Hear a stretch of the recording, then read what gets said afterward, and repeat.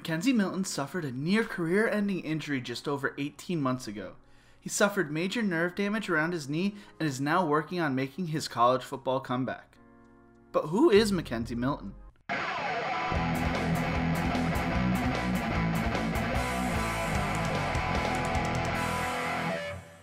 In the Who Is series, I go through the backstories of up-and-coming collegiate and NFL players. I release football-related content every Monday, Wednesday, and Friday.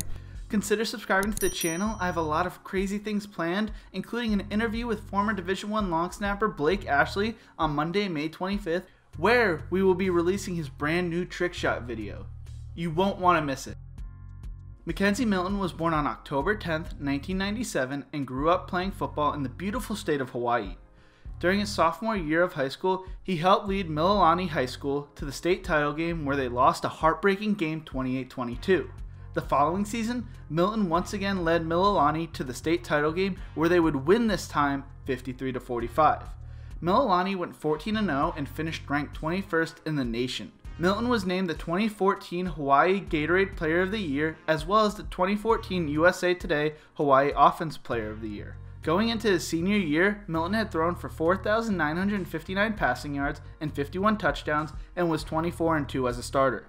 In the first 7 games of his senior year, Milton threw for about 2,000 passing yards and 26 touchdowns, while also rushing for 355 yards and 2 touchdowns. Milton would sustain an injury and not return until the start of the playoffs. In a quarterfinal wins, Milton threw for 263 passing yards and 3 touchdowns. Milton finished the season with 2,344 passing yards and 30 touchdowns. Although he missed a handful of games, he was still named second-team All-State.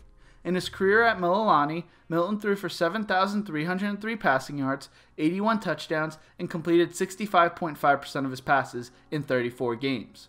He also rushed for 1,810 yards and another 18 touchdowns. Coming out of high school, Milton was a 3-star recruit according to 24/7 Sports. He was the 8th best player in Hawaii and 73rd best athlete. He had offers from Air Force, Boise State, Hawaii, and UCF. Originally, Milton committed to Hawaii before his senior season. Milton really wanted to receive an offer from Oregon after the success fellow Hawaiian quarterback Marcus Mariota had. The offer from Oregon never came, but an offer from UCF did. The head coach at the time was former Oregon offensive coordinator Scott Frost. Frost was hired on December 1st, 2015 after 3 seasons at Oregon. In 2014, he won the Broyles Award, which is given to the top assistant in college football. In the same year, Mariota won his Heisman. While Frost was at Oregon, the Ducks went 33-7 and Frost's offense finished top 6 in both scoring and total yards all 3 seasons. Milton liked the idea of working with Frost and decommitted from Hawaii and committed to UCF on January 20th, 2016, becoming the first Hawaiian player to commit to UCF ever. Going into Milton's freshman year, UCF was coming off an 0-12 season in which their coach, George O'Leary, stepped down after 8 games. Ironically, back in O'Leary's first season in 2004, UCF went 0-11. Milton was projected to be the second-string quarterback, but would have his first start against Maryland after the starter senior Justin Holman got hurt. In his first start, Milton threw for 260 passing yards, 3 total touchdowns, and an interception, in a 30-24 loss. Milton would start a few other games before getting hurt and missing the ECU game. Holman started the ECU game where he completed 37.9% of his passes for 156 yards and 2 interceptions. Milton started the following game where he completed 59.1% of his passes for 210 yards and 3 total touchdowns and an interception. Against UConn, Milton threw for 317 passing yards and 4 touchdowns while completing 64.4% of his passes.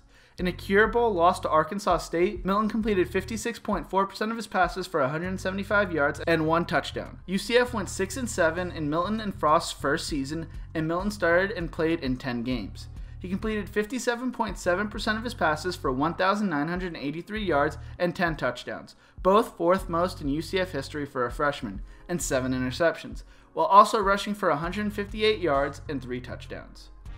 In Milton's sophomore year, he competed against former 3-star dual-threat quarterbacks Darryl Mack and Noah Vidral.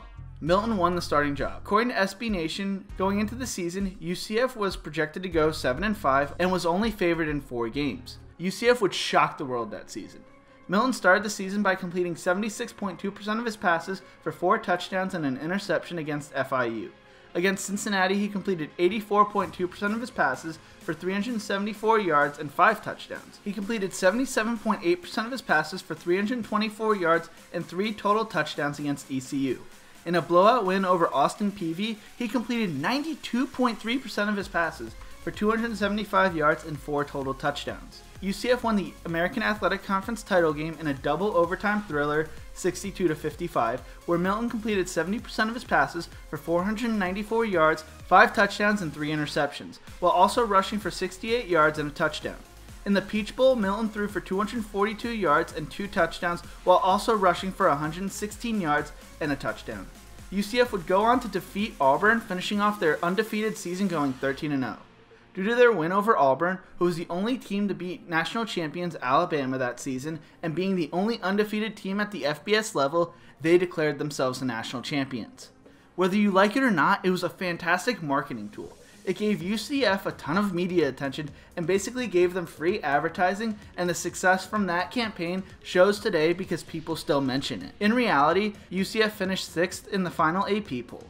Milton completed 67.1% of his passes and threw for a school record 4,037 yards and 37 touchdowns with 9 interceptions. He also rushed for 613 yards and another 8 touchdowns on 106 carries. Milton was named American Athletic Conference Offensive Player of the Year and First Team All-AAC. He also finished 8th in the Heisman voting.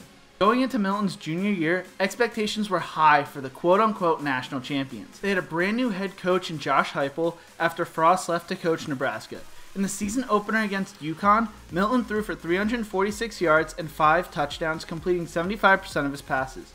Against Florida Atlantic, he had 6 total touchdowns and completed 65.6% of his passes for 306 yards. He followed up that performance against Pittsburgh, having 6 total touchdowns, once again completing 52.9% of his passes for 328 yards.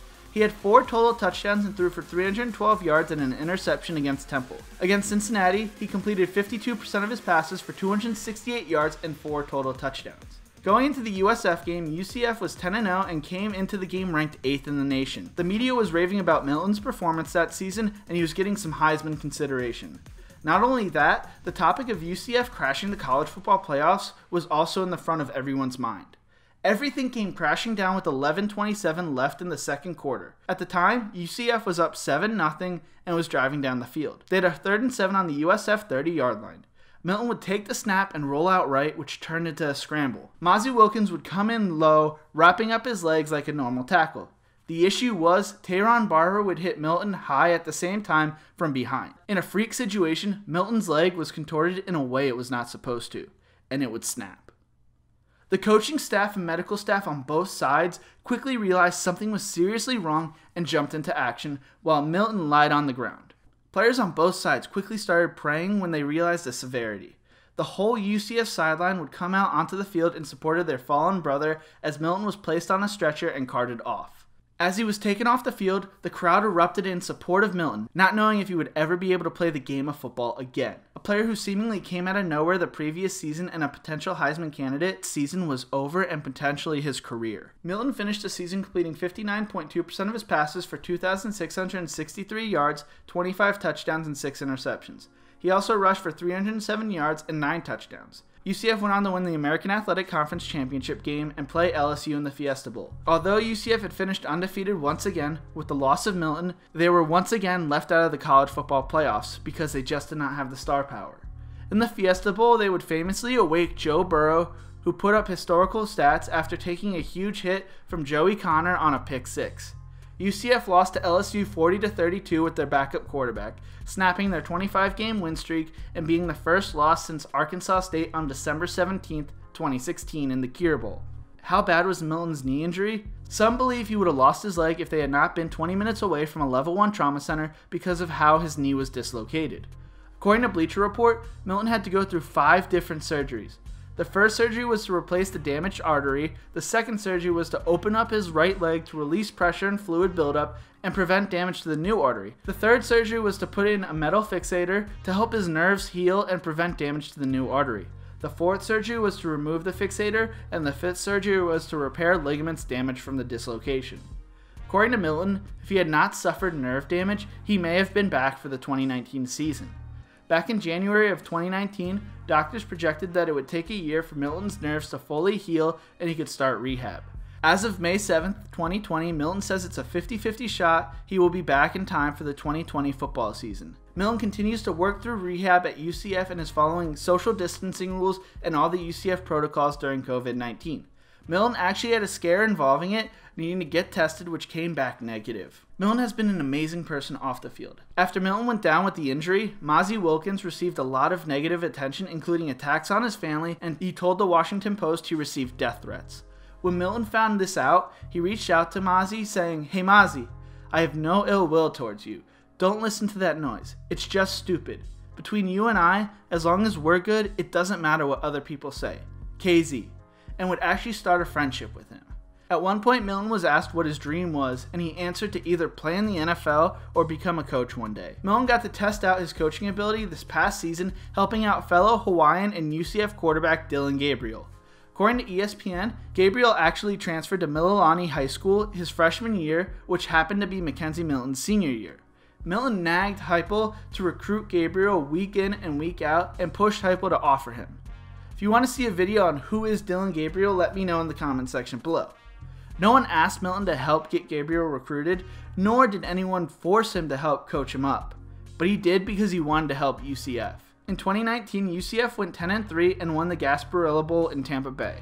It was the first time Milton returned at Raymond James Stadium since the injury. In his career at UCF so far, Milton has completed 61.8% of his passes for 8,683 yards in 3 seasons, which ranks 4th most in school history, 72 touchdowns and 92 total touchdowns, which both rank 4th all-time in UCF history. He also ranks 3rd all-time in UCF history for total offense with 9,761 yards.